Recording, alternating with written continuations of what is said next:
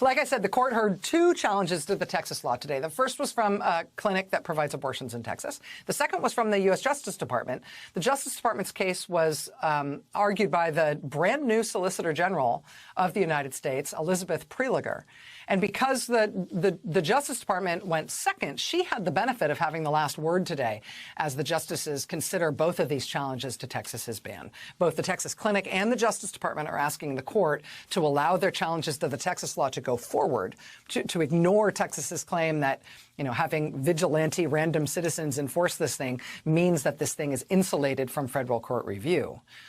But this is how she closed the arguments today. Listen to her explain to the judges the implications if they side with Texas instead. The final point is to just step back for a moment and think about the startling implications of Texas's argument here. Across the arguments this morning, Texas's position is that no one can sue, not the women whose rights are most directly affected, not the providers who have been chilled in being able to provide those women with care, and not the United States in this suit. They say that federal courts just have no authority under existing law to provide any mechanism to redress that harm. And if that is true, if a state can just take this simple mechanism of taking its enforcement authority and giving it to the general public, backed up with a bounty of $10,000 or $1 million, if they can do that, then no constitutional right is safe. No constitutional decision from this court is safe. That would be an intolerable state of affairs, and it cannot be the law.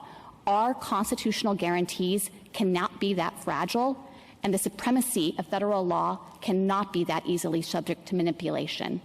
So we would ask this court to hold that the United States can proceed with this action and affirm the preliminary injunction entered by the district court and immediately vacate the stay that the Fifth Circuit entered in this case so that Texas cannot continue to deny women in its borders a right protected by this court's precedents one day longer.